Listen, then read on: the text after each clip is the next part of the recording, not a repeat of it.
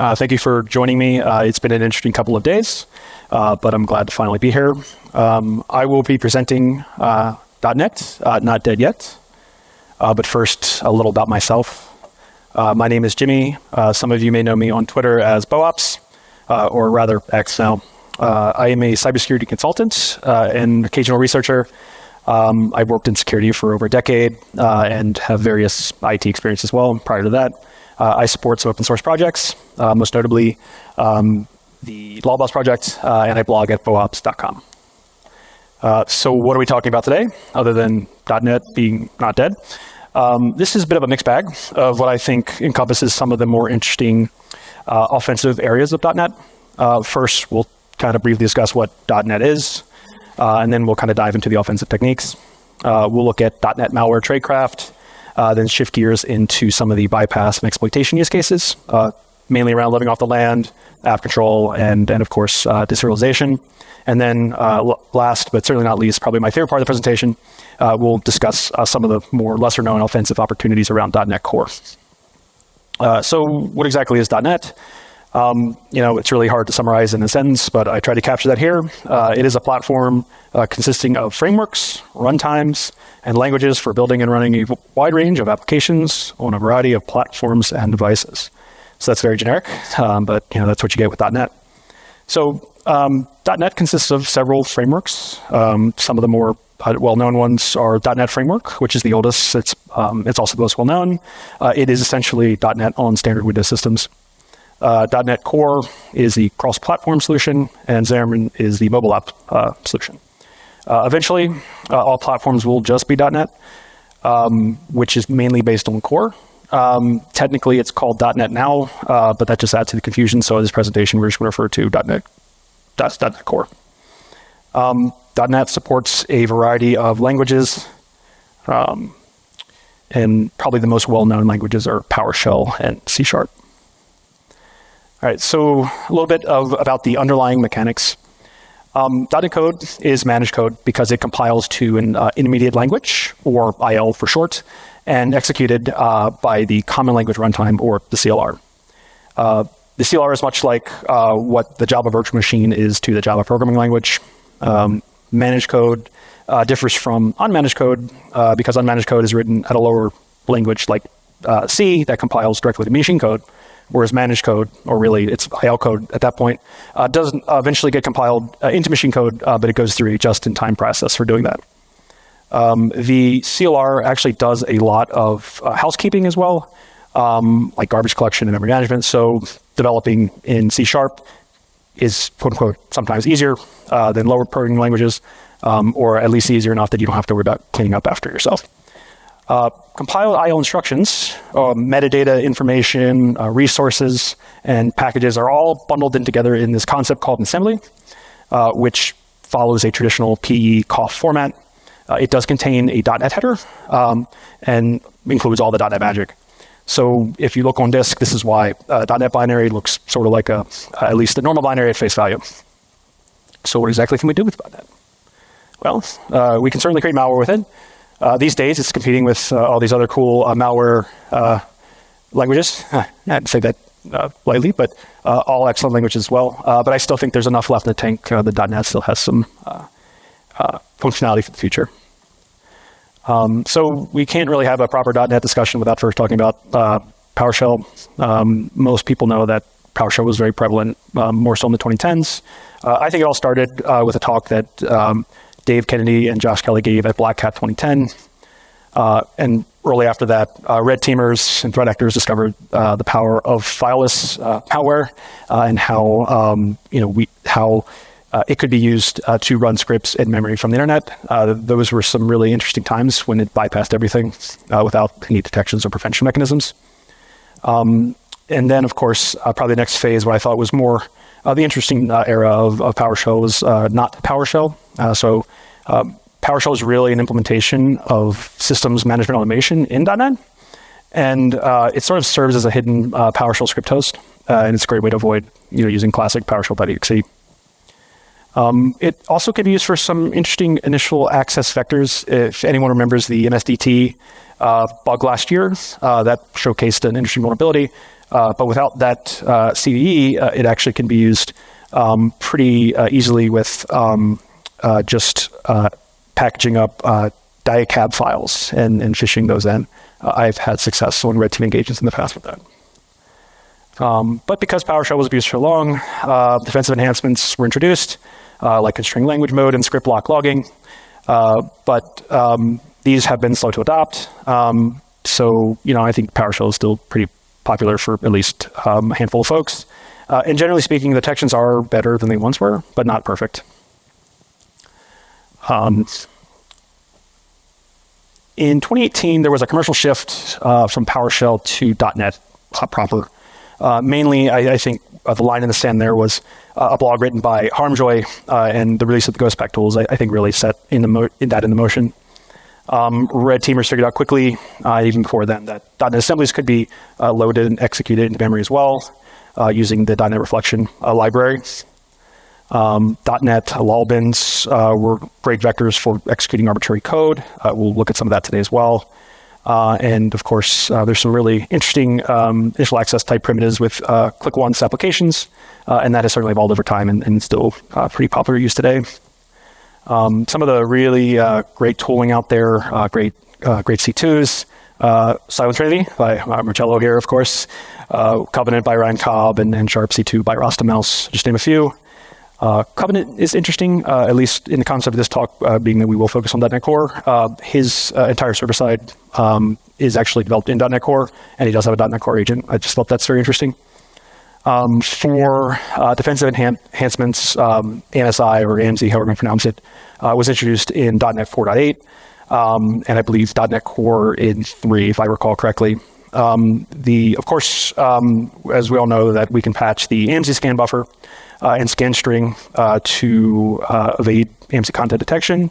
And of course, a lot of this is getting detected these days, but if you saw Jean-Marie and Anthony's talk this morning, you know that there's certainly ways to bypass those detections. One of the really great features of .NET is the interop between unmanaged and managed code. Effectively, .NET supports this through pinvoke, which we can declare Windows API functions and load those libraries that are needed, that are declared, that aren't already loaded in memory with the PE. And then, of course, we can call COM with callable wrappers for marshalling COM objects between managed and unmanaged code.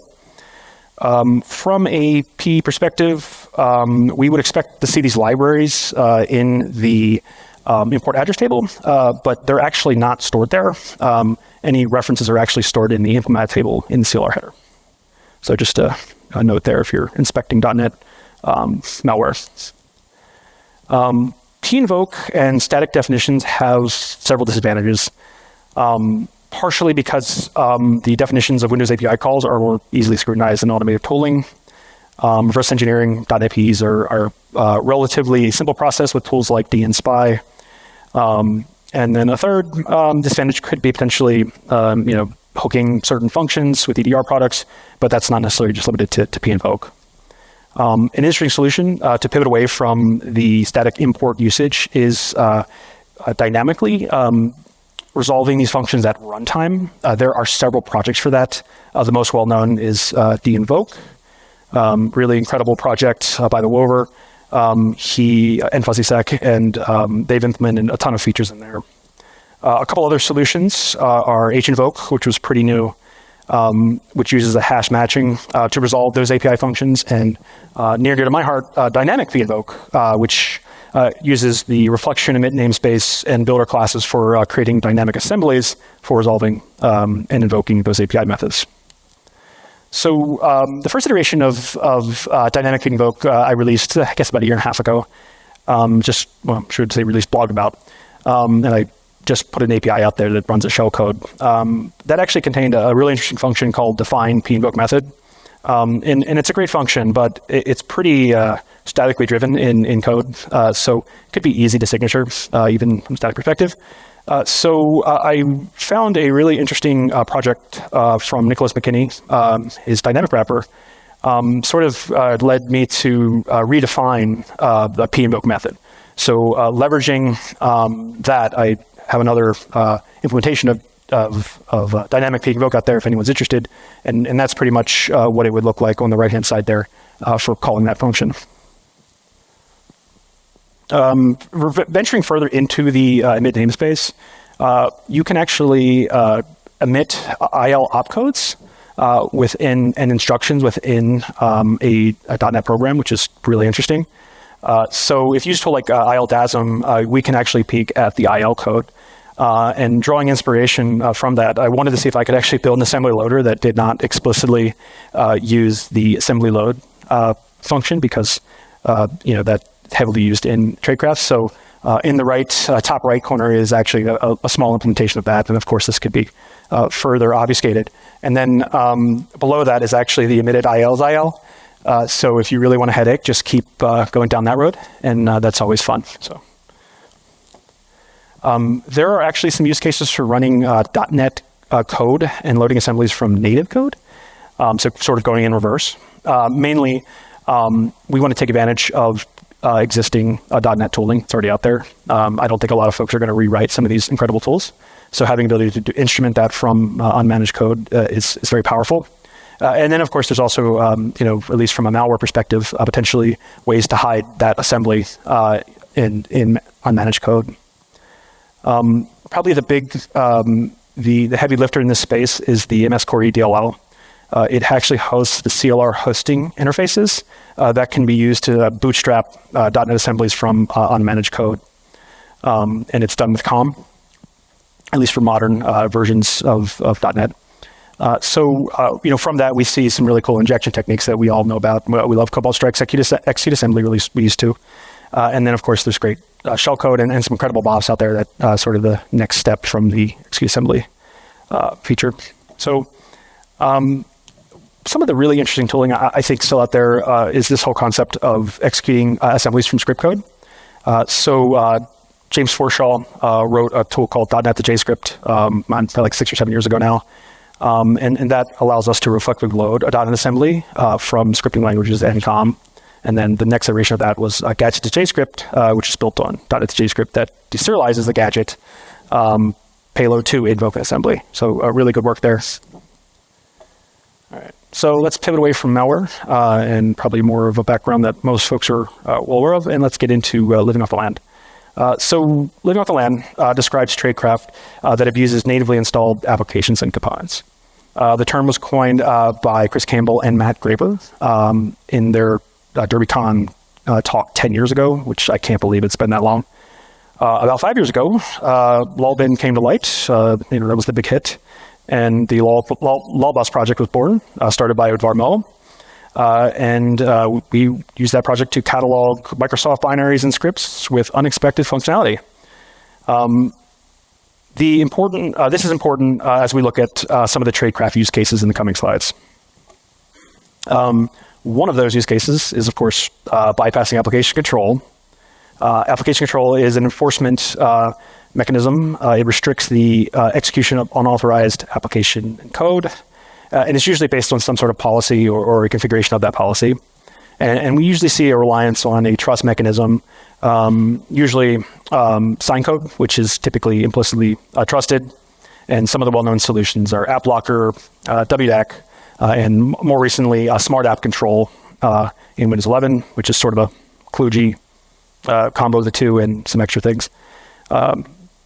Bypasses occur often because there are gaps in either policy configurations or a shortcoming of the solution itself. And certain LOLBins and code exec bugs are really primary vectors for bypassing application control solutions. Of note, some application control bypasses actually do circumvent a security boundary. Microsoft will patch some of these solutions, or I should say some of these bypasses, if they're more OS related. Often, though, if it's a binary that bypasses WDAC, it gets shoved on this recommended block rules list, and that isn't always the case either, but here we are. All right. And here's just a quick list of some of the known LOLBins, .NET LOLBins that bypass various app control solutions in some way. There are also a few publicly known unknowns that I've been tracking on the ultimate WDAC bypass list. And we'll actually venture into one of those shortly. But first, we'll talk a bit about deserialization. So deserialization bugs are very interesting. And what deserialization really is the process of restoring a serialized data stream back into an object for use by the application. The most common attack path pretty much relies on discovering the use of a deserializer function and basically figuring out how to craft a payload to exploit it. So we often see that programs save serialized files to disk, and then at some point that program will read that file back into the program for deserialization. And usually that's where the vector is taken advantage of. Probably the most well-known deserializer type is binary formatter deserialize. Microsoft actually has declared this unsafe and recommends that developers not use this, except Microsoft still uses it themselves. Allegedly, they cannot fix it. But that certainly is an interesting vector and will probably still be a pain point for years to come. And then often gadget chains are designed for arbitrary code execution. So we build gadget chains to take advantage of these deserialization bugs. There are some really interesting examples of bugs out there. James Forshaw has found several of them and wrote some great tools. Sarush Dalili discovered a neat way to use resource files for deserialization in crafted Visual Studio projects. And just a couple of weeks ago, Matt Hand dropped a blog about a previous vulnerability in, I believe it's Alienware Command Center, which used the legacy .NET remoting protocol that leverages the binary formatter for deserialization. And Matt also has written a really nice discovery tool to find deserialization bugs called Inspect Assembly. Definitely worth checking that out. So interestingly, though, Microsoft is quite unsure about how they want to approach deserial bugs as far as lol bins go. There are a few deserialization lol bins on the block rules list, but they're not necessarily willing to put deserialization bugs, I should say deserialization lol bins on the block list or patch them. I guess it really depends on what their threshold is. So for instance, last year, Orange Tie dropped an interesting find with the event viewer MMC deserialization bypass. He found a cache file that the event viewer reads in and that executes and bypasses UAC and a couple other things. So I actually re-reported it and said, hey, this is WDEC bypass. You may want to patch this. They just didn't have the appetite for it, so it still stands today. So that's why the importance of the detections are there. All right, so let's actually take a look at an under-the-radar deserialization lol bin that's not well documented, but it is actually included in the block rules list. So there's a utility called add-in-util, and it sits at the top of that list. And I actually reproduced this probably 4 or 5 years ago when I was focusing on WDEC bypasses, because the best way to learn is to use what's available out there. So finding techniques that are not really well known, but have hints of existence out there are really it's a good way to learn and actually find your own. But I think this is a great platform to walk through it. For starters, add-in-util is a .NET Framework library included in Windows, and there's just not much public documentation about it, officially or unofficially. My first steps typically involve understanding the inputs. Add-in-util does provide a help menu, but I found I had more help from some obscure Google result, so that provided some better insight.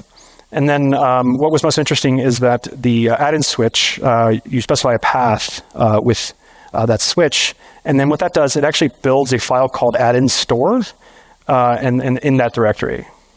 So if you inspect that file, you'll see that the data blob appears to be serialized. So that's a really good starting point.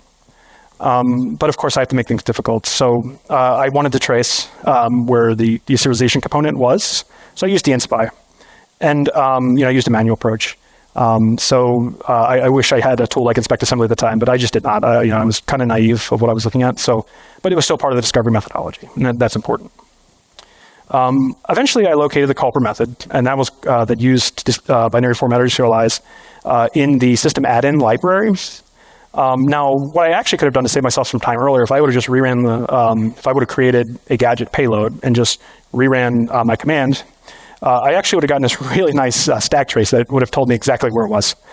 So it never hurts to fail because sometimes failing will actually get you further ahead. But that's okay. So there's a reason why this failed and did not work the first time.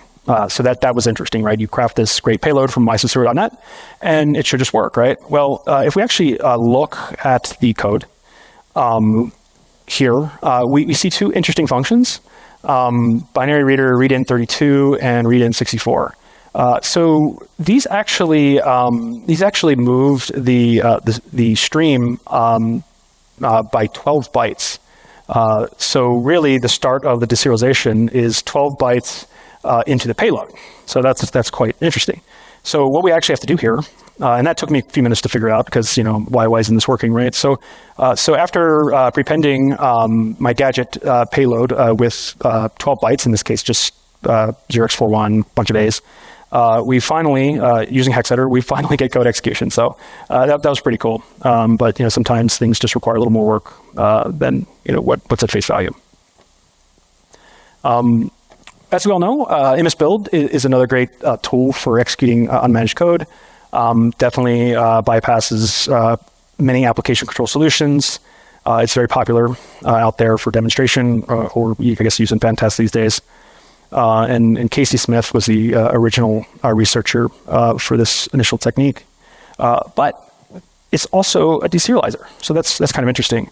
And we alluded to this earlier with the original research from Sarush Dalili through resource files. So what's interesting is Microsoft actually does not consider resources to be executable, or I should say it's non-executable data, which I think is very interesting because we all know that deserialization results in execution. So that's quite interesting. And there are two types of resource files. We have resx files, which are XML-based, and then we have resources files, which are actually compiled. All right, so here's an example of what we can do here. So in this case, I just built a simple .NET Forms application, and that contains base64 encoded deserialization. So I just took that nice payload we had earlier from ysecure.net, and then created this gadget and just encoded it with base64. But you can actually encode it with the tool as well. So we add this to the resources file. And at compile time, code gets executed. So that's really interesting. So if marker of the web is present, though, MSBuild will not compile the program. So I think this is where the patch came in for Sarush's original work. But I think there's some utility there. Obviously, backdooring .NET applications could be interesting. And then, of course, there might be some opportunities to leverage that with CI/CD pipelines. All right, so really for the good stuff, let's dive into .NET Core. All right, so .NET Framework, as discussed earlier, is installed system-wide, and it's still included with modern versions of Windows. Allegedly, we will be moving to .NET Core or just .NET runtime in the future. Who knows when that would be? I thought it would have been a couple years ago, but we haven't gotten there yet. We do still see .NET Core components in some of the UWP apps from the Microsoft Store. So if you ever download those goofy apps, they actually have a lot of, those apps that leverage .NET components actually use a technology called .NET Native, which is a precompiled technology that relies on .NET Core. I think there's a really interesting attack surface here, primarily because I don't see much out there about it. Some of the work Ryan Cobb has done, Checking Indies has done some work in this area as well. But there's really some vulnerability primitives as well.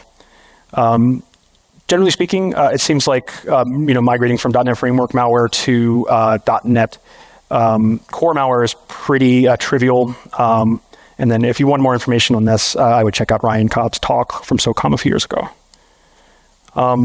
One of the really interesting features of both .NET Framework and .NET Core is this concept of a CLR configuration knob. These are very interesting because these allow us to adjust a runtime behavior for .NET and .NET Core. And a lot of us actually use this, but just don't really know what it is. For .NET frameworks, if you ever see an environmental variable that you use called com plus underscore, a prefix there, that's an indication that's a .NET Core knob or a configuration knob. And in more recent versions of .NET Core, they follow the .NET prefix, but I believe com plus still works. Not all knobs conform to that, but many do. A few interesting knobs that have been discussed in the past include disabling CLR usage logs. I have a few blogs on the subject, so we can do that with one of the disablement techniques. A really interesting one a few years ago from XPN was the setting com plus ETW enabled to 0 to disable ETW. And then, of course, probably one of the most used ones in the past was this abusing the core profiler with work from Casey Smith. Technically, those are configuration knobs as well. So what exactly is the CLR or core profiler? Effectively, it's a DLL that is loaded at runtime for measuring and monitoring the .NET application through the profiler API. That's legitimately used. However, the load environment can be abused. I'm sure folks have played around with setting these particular environment variables in the past. And, of course, these are probably pretty well signatured at this point. However, .NET Core has something very similar. We just changed the prefix a bit, and then we have the core CLR profiler. So effectively, the same scheme can be achieved by enabling the profiler, setting an arbitrary good, and then a path to the profiler DLL. So you can load your unmanaged DLL, which is quite interesting. .NET Core also features some diagnostic extensions and various tools and some APIs to help troubleshoot and diagnose root cause issues with .NET Core applications. So this does extend to those UWDP apps. Now, these utilities actually interact with .NET Core runtime over an IPC mechanism. On Windows, that's named pipe, and on Mac and Linux, that's actually Unix domain sockets. What's interesting is the naming convention of this follows this .NET diagnostic and then a suffix of PID at the end. So if you see that and you're doing your research, you'll know that's probably a .NET Core or .NET native application. So there are actually a few pre-built sign diagnostic tools that Microsoft has made available. For instance, like .NET Dump, which can be used to instruct a .NET application to dump the memory of itself. This particular program actually has backwards compatibility with mini dump, write dump. So as you can imagine, you can dump native processes as well, particularly one in particular that everyone likes to. Now, the tools, the diagnostic tools are actually powered by this .NET Core API called Diagnostics Net Core Client. And this gives us a very convenient way to actually interact with the .NET Core runtime in its applications. So what exactly can we do? We already mentioned it. We can dump the process. We could set environmental variables, or we could actually attach CLO profilers into a running process. So that's very interesting. So here is a screenshot of the very simple code base to achieve this. And Microsoft has actually made this available on their docs site, which is really neat. Effectively, all you need to supply is the PID of the target process. It has to be that .NET diagnostics, .NET application with the diagnostic ports enabled. Specify an arbitrary GUID, and then the path to your malware DLL, and enable load. Now, the API will resolve that PID and then figure out from there, because it obviously will know the static prefix of the port. So that's how it resolves the diagnostic code. And this is just a screenshot showing us running the profiler in a running application. Now, if it doesn't conform to the DLL standards for the core profiler, like it has certain structures that it leverages and various interfaces that it needs to be legit, but CLR will evict it, but it doesn't necessarily matter if it depends on your style of code execution. So what I thought was interesting was that the .NET Core, that client API is very, very neat, provides an easy way to instrument and leverage the capability there. But sometimes you want to go lighter weight. So looking under the hood, the actual IPC mechanism, the protocol for the for the diagnostic port is very simple. It's actually well documented on Microsoft Learn as well, and on GitHub. And it really consists of a header and a payload. The header is pretty easy. Every message begins with this .NET IPC v1 magic header.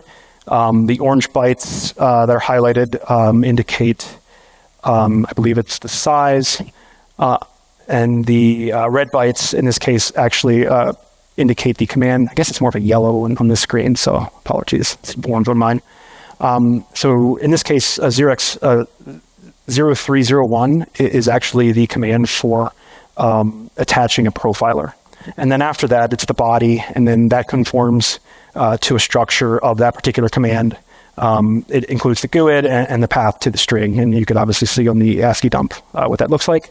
The server response is interesting because in this case, it actually is an error because that DLL did not conform to the client API, so the CLR just kicks it back. All right. So, I thought there was more to this, and it's great to have some tradecraft, under your belt. But, I felt that there was potentially some sort of exploitation or primitive to exploit a vulnerability. So I noticed that most of the UWP apps were either running at like medium or low integrity. So, a couple of prib-esque, use cases came to mind, maybe a sandbox escape or some sort of cross-session. So I kind of went and ran with the cross-session idea, and I ended up finding one, and it was actually patched in July as CV 2023-33127. So to do this, we need to look at COM for the cross-session piece.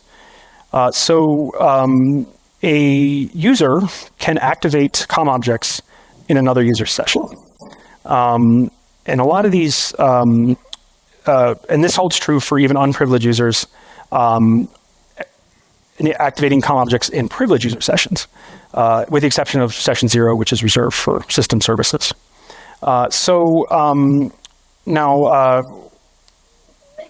what I found was that a certain UWP app for the phone link actually has COM objects enabled with the this run as user permission, which is pretty neat. So, so with that, we can activate the phone link in another session. All right. Now, the pipe that .NET Core creates, it uses the kernel 32 with 32 API, and it uses the create name pipe function. Now, what's interesting, I think, about this implementation is that it has a default security profile, hence set to null, so that's for default. And it includes a flag called pipe unlimited instances. And this actually allows us to create multiple instances of the same pipe name. And that's important. So the image on the right shows the DACL permissions, right? So, we can certainly read the pipe, but we can't write to the pipe if we were looking at the everyone. So if the owner of this pipe, in this case, was like admin, as opposed to just user, the, say, an attacker admin in another session may not inherently be able to interact with that pipe and then load some sort of module or do something nefarious. However, name pipes are FIFO structures. So the first pipe has precedence to respond to client requests if there's more than one created.